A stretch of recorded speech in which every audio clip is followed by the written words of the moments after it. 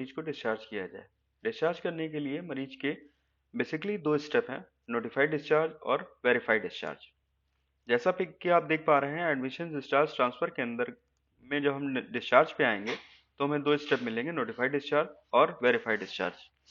Notified discharge में जब हम क्लिक करते हैं तो हमें डिस्चार्ज टाइप पूछा जाता है। डिस्चार्ज टाइप में अगर पेशेंट नॉर्मल डिस्चार्ज हो रहा है तो नॉर्मल डिस्चार्ज, लामा हो रहा है तो लामा, एब्सकॉन्ट हो रहा है तो एब्सकॉन्ट। लास्ट में ऑप्शन आता है issue temporary death certificate certificate. इसको हम तभी इस्तेमाल करेंगे जब मरीज जो है वो एक्सपायर हो गया है।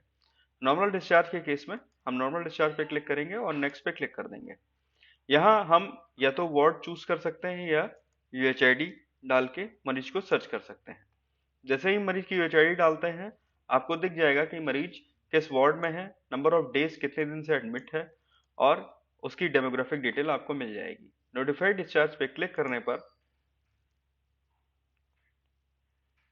आपको कुछ चीजें भरनी होती हैं, जैसा कि आप डिस्चार्ज के समय फाइल में भरते हो। जैसे एडमिटेड फॉर, किस चीज के लिए एडमिट किया गया है, डायग्नोसिस, डिजीज क्या थी, फिजिकल फाइंडिंग, आईसीडी कोड अगर आप यूज करते हो अपने डिपार्टमेंट में तो आप आईसीडी कोड यूज कर सकते हो, treatment given in brief, condition during discharge, summary, addiction, procedure name, operative finding, किस डॉक्टर के अंतर्गत उसको डिस्चार्ज किया जाना है, advice during discharge, discharge time.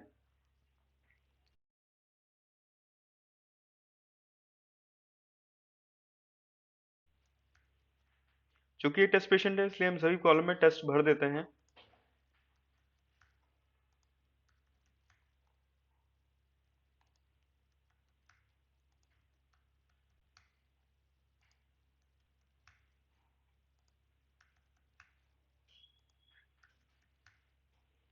ये मरीज डॉक्टर ए सोनकर के अंतर्गत एडमिट हुआ था, इसलिए यहाँ पे डॉक्टर साहब का नाम शो कर रहा है। अगर किसी और डॉक्टर के अंडर में हमें इसे डिस्चार्ज दिखाना है तो उनका नाम भी हम यहाँ से चूज कर सकते हैं।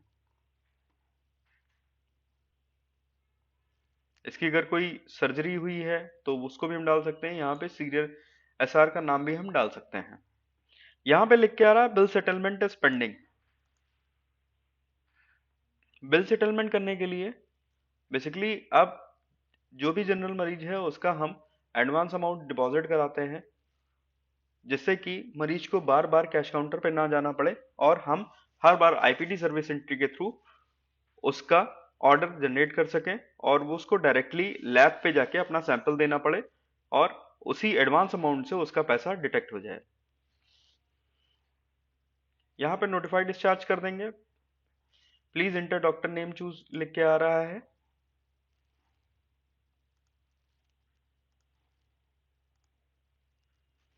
यहाँ आ गया save successfully as a draft discharge.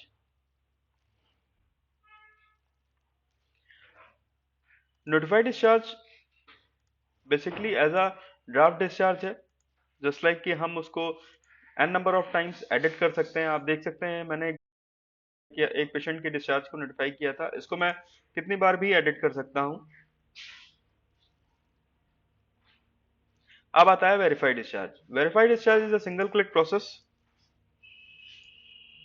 जिसमें जो भी अधिकारी है, जो भी डॉक्टर है, जो भी कंसल्टेंट है वो अपना देख के कि सारी चीजें भरी हुई हैं ठीक ठाक, उसके बाद वो सिंगल क्लिक करके पेशेंट को डिस्चार्ज कर सकता है। यहाँ पे अगर उसको कुछ अपडेट करना है और अपडेट भी कर सकता, नहीं तो मरीज को डायरेक्टली यहाँ पे क्लिक करके डिस्चार्ज करेगा। जैसे ही वो डिस्चार्ज करता है मरीज का एक डिस्चार्ज टिकट प्रिंट हो जाता है जिसमें मरीज की डिस्चार्ज से संबंधित सारी चीजें दी गई होती हैं।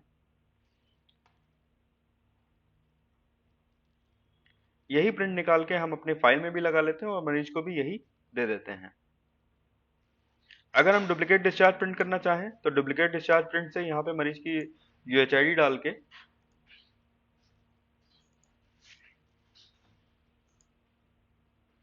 फिर से उसका डुप्लीकेट डिस्चार्ज प्रिंट कर सकते हैं।